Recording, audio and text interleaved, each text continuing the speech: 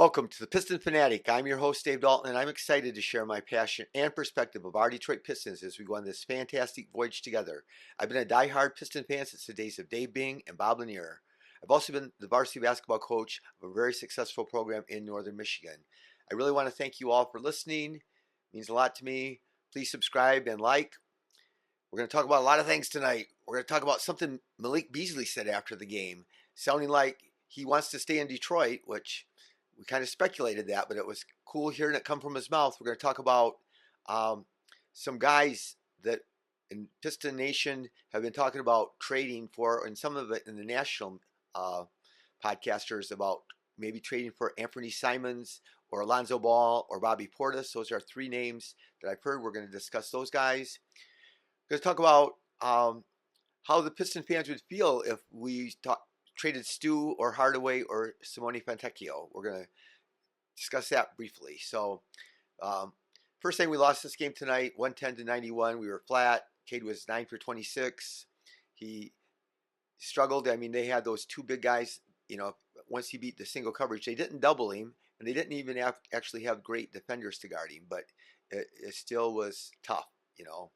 And he just looked like he was tired and worn out. At one point, he drove in, shot it, made it, got hammered, didn't get a call, was mad, got up, started drawing at the refs, and his man just cut back door for an easy layup. And so Cade didn't have it defensively either. But anyway, before we dive into the game, let's just talk about the things that are more interesting. First of all, Beasley, after the game and the post-game press conference, he talks about how Cleveland, and he's right, how they had, like Garland, Mitchell, and Mobley have been together for 3 or 4 years. Those guys have played together. And he said, this is like our first year, and we're going to be better. We're going to be better than them, once we get to play together more. And so he basically said he's going to play for the Pistons. So obviously money talks, but we know he's having a great time playing with the Pistons. We know, he feels important with the Pistons. He's a priority. He's the second leading scorer now that Ivy's been out, and he's a leader on the team, and he's the energy provider. He's getting lots of props, and I think he's having a lot of fun. Yeah, so that was very interesting to me. That was pretty exciting to hear. Again, like I said, I think a lot of us speculate that he would want to stay here, but it'll depend. I mean, obviously, if somebody's going to offer him, $3 million more a year, he's going to go play there. So trades. So I talked last episode about how there's been a couple trade proposals one by James Edwards and one by the Bleacher Report or somebody, and both trades, including us, say we were going to trade Isaiah Stewart. And we all love Stu, and I think that if the players and the fans, I know, and the players and the coaches might have a revolt if we traded Stu.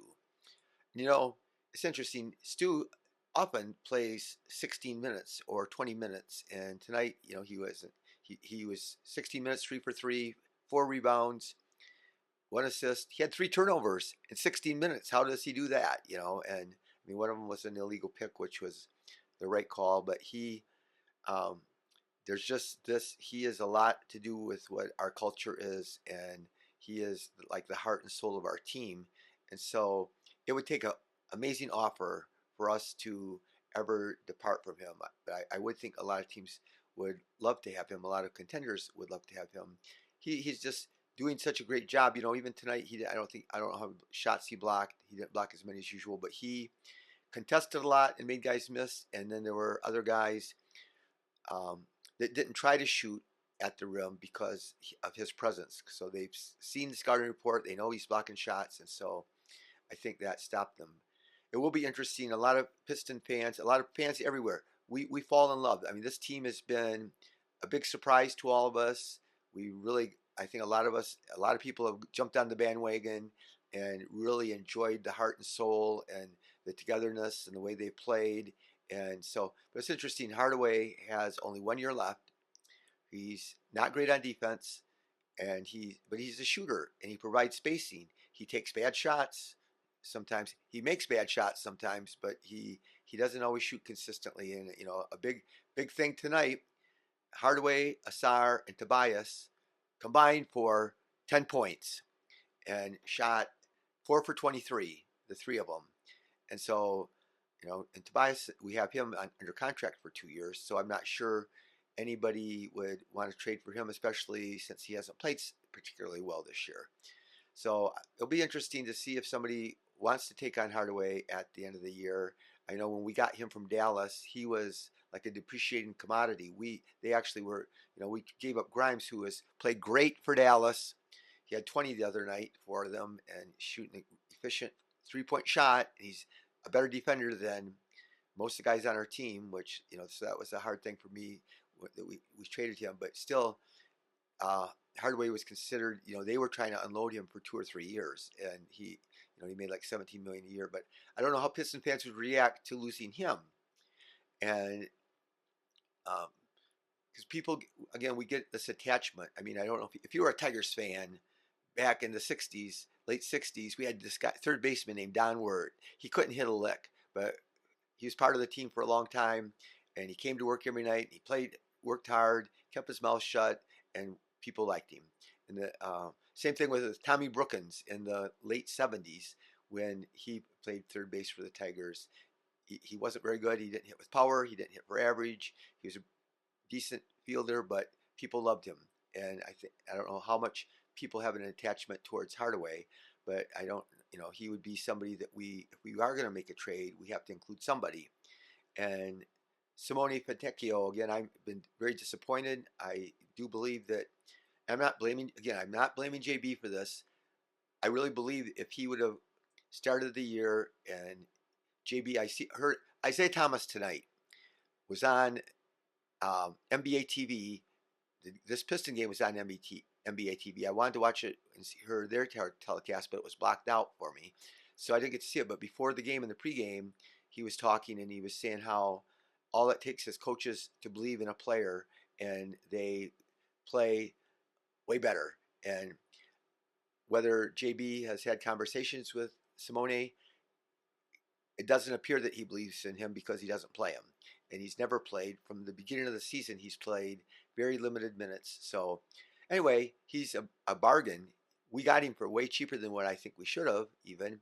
And he's got just a 2-year contract. And he's 6'8" guy that can shoot threes. And he shot really great. He shot over 40% last year for us. And so he's a guy that might get traded. I think most Piston fans are out on him. Again, he's been up and down, more disappointed this year than ever. But yeah, so Anthony Simons, he's a guy I would love to have, and would be interesting. But the problem is what we would have to give up. So I'm not giving up Stu to get him. Obviously, I'm not giving up Asar or Ron Holland to get him. So I don't know what Portland wants. They're kind of in a rebuild. They got Scoot Henderson, who's struggled in his first 2 years until just recently he started to play better. And they have Anthony Simons, and they have Shaden Sharp, and so they have some guards, and so they might want to trade him. And so we'll see. But he's only 25 years old, but he's only 6'3", so he's on the short side. But he's averaging 8.5 points this year so far, 8.5 points, 2.8 rebounds, 4.8 assists, shooting 43 and 37 on threes. And he lit us up, man. He couldn't miss. But I've seen him unbelievably well. I've liked him for quite a few years, and he can make tough threes from really deep that are contested. But he's really consistent and really balanced when he shoots them, and it's really effortless. And he's not an all-out defender, but so we get him, and he's signed for $26 million this year, the rest of this year, and he only has 1 year left next year for $28 million. So we're not going to be stuck with him long term if we don't want to, and if it worked out, we could re-sign him, or we could trade him, and I think he would have some value in a trade probably. But it would be fascinating to have him. Obviously, right now we need another guy that can score off the bench, and he would be the answer to the hole that we have in our lineup with Ivy out. He would be able to be that next scorer. He could easily come in and score 20 a game and shoot the three and space the floor. And next year, like I said, we could trade him, but we could also have him come off the bench or whatever, and have him be the third guard and play him lots of minutes and see what happens. That's an advantage Cade gives you.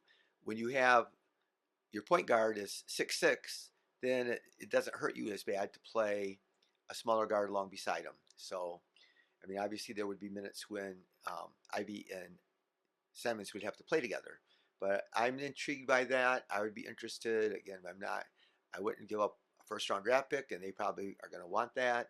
Or I wouldn't give up, any of our young core. So we'll see what happens, but I would definitely be interested in that.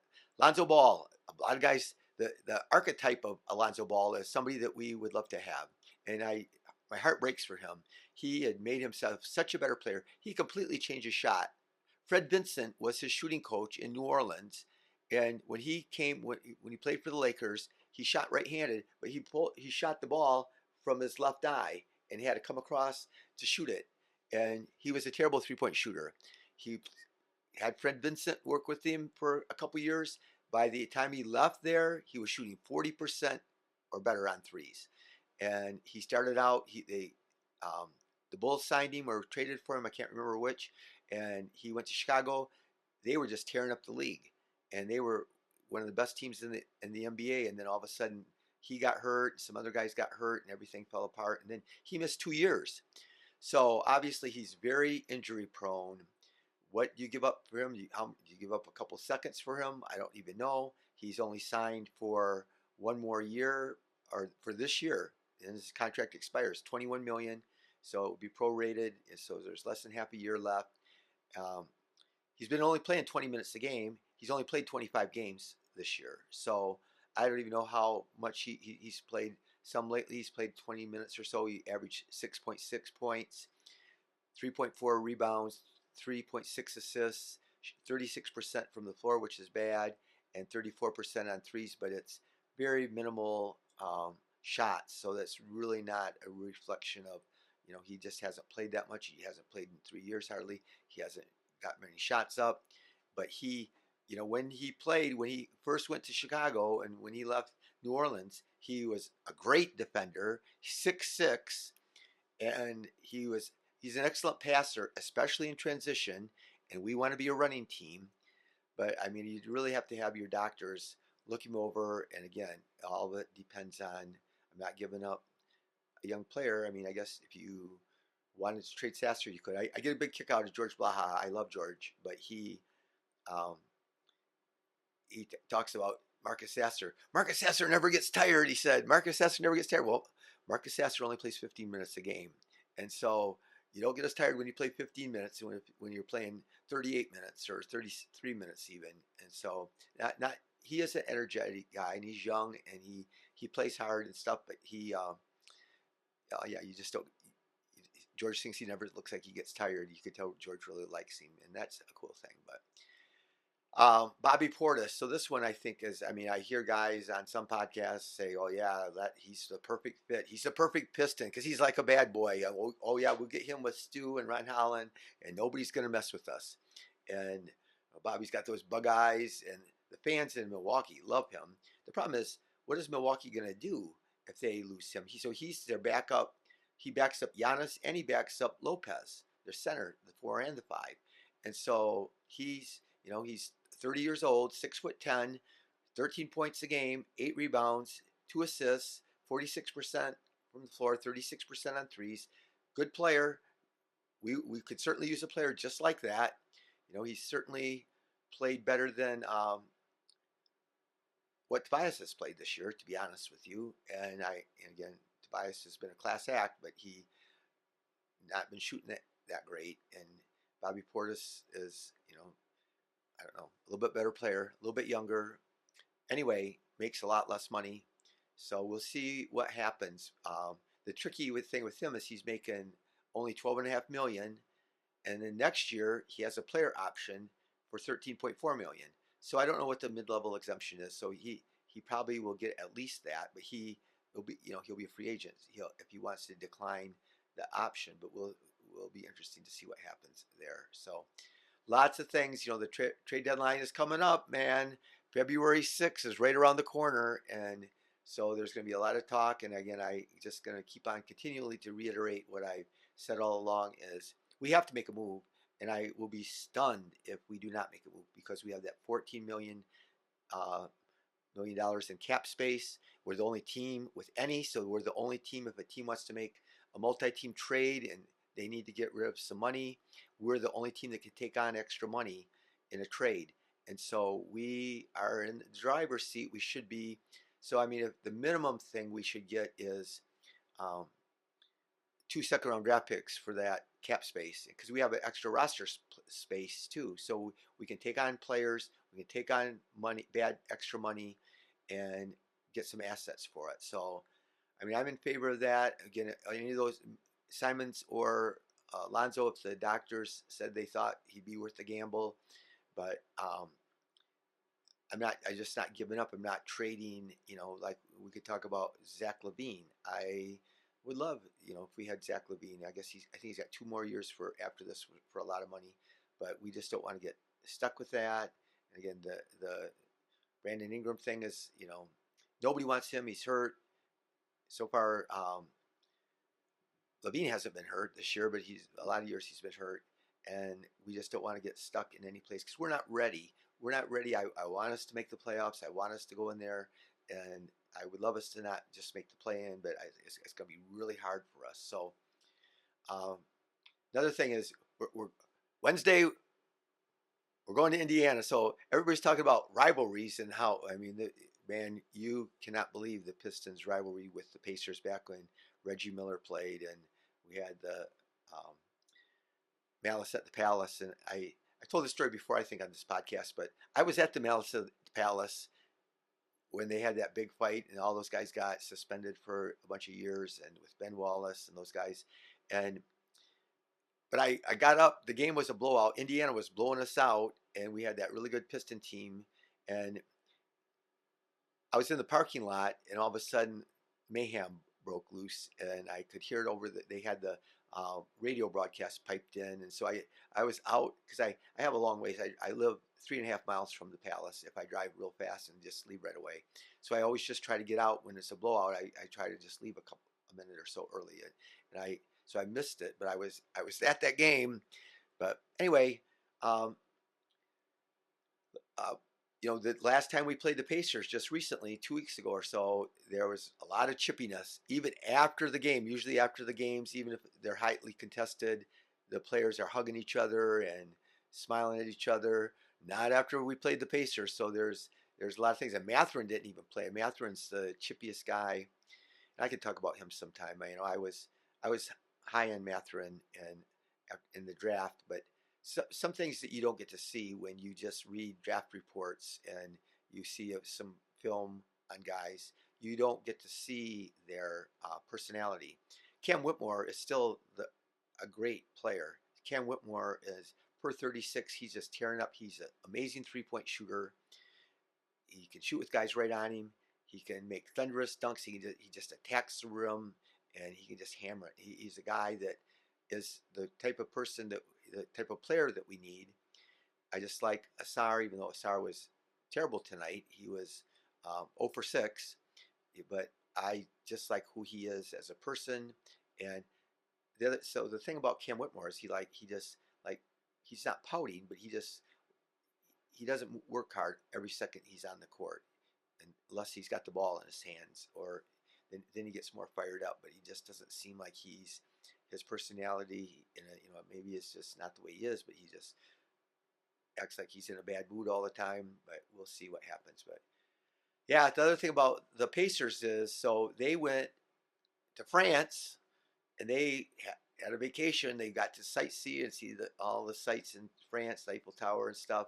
They got blown out by like 40 by the Spurs. Of course, it was a big Wemby show. But the next game, they played them a couple days later, and the Pacers blew out the Spurs.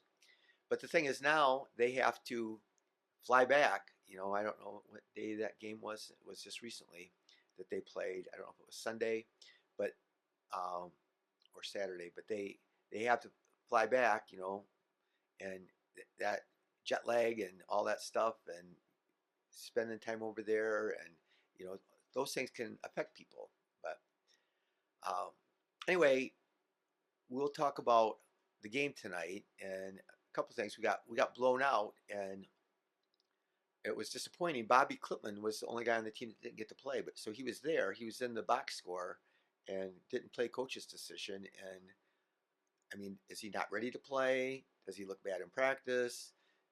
Does JB just want to play the other guys? I don't quite understand why Klintman didn't get a chance. He got injured. It was tough, and he missed a whole all of training camp and all the first part of the season, and so he's been playing with the G League, and I think he's had some pretty good games there. But we'd love to see him play. And tonight there was been nothing. We played Dallas Friday, and Dallas, they were ahead of Kyle Kuzma made fun of the Pistons last year. I don't know if you remember that, but he made some derogatory comments about our Pistons. And tonight, Dallas was at the end of the first quarter. It was 42-16, and later in the game they were getting blown out too. It's interesting. Pistons are getting these rivalries.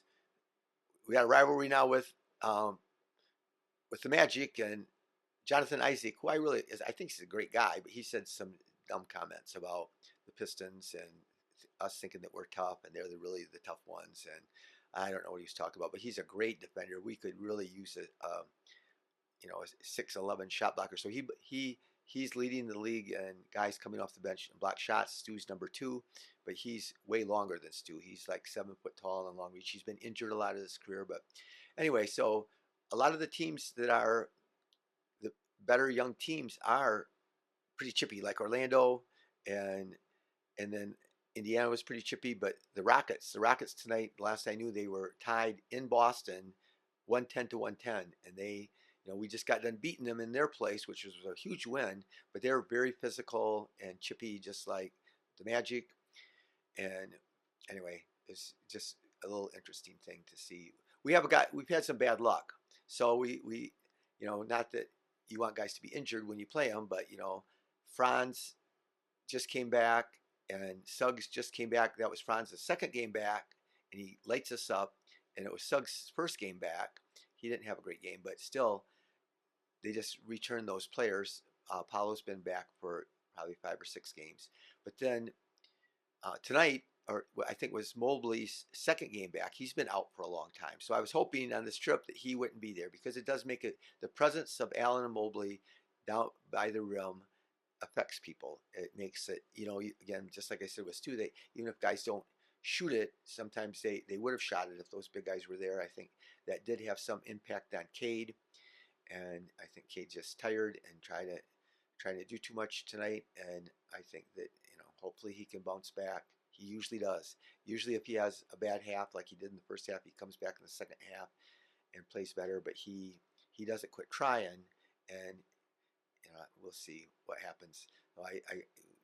We don't have much time to rest, so we just got to fly, from Cleveland to Indiana, which isn't very far. So that's a good thing. But yeah, it's interesting. The Cavs had lost 3 in a row coming into tonight.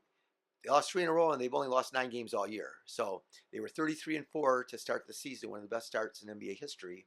Then they went 3-5, which is crazy. Another interesting thing is Mitchell. So in the last 7 games, Mitchell has scored like 33 points or more. A lot of points, and he's used to doing that in his career. But this year, when the Cavs have been so good, he's only averaged 23 points a game when they've had that 33-4 record. And now they were 3-8, and in the last 7 games, the last 8 games they're 3-5, and he's been scoring and shooting a lot more. He didn't have a great game tonight. He did score over 20, but he didn't shoot exceptionally well. But their team was really balanced, and they move the ball way better than we move the ball. There's no doubt. They make 3 or 4 quick passes. they got guys coming out, and I hate George Chiang. He's a dirty player. He was dirty when he played with Philadelphia. I think he got technical tonight, but he, you know, got into it with Kate a little bit, and he got into it with Stu a little bit. But he always gets into it with everybody everywhere he goes.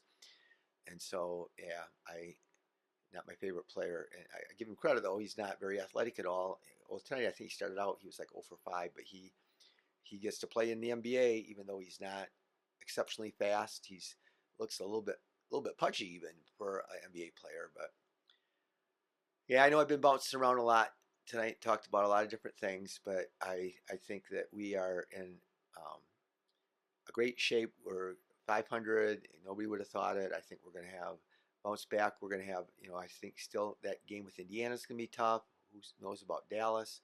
But we're having a good year, having a good time, and I hope you enjoy this podcast. Thank you for listening, and be the reason that somebody feels cared for. And if you get a chance to help somebody out, do it. Go Pistons.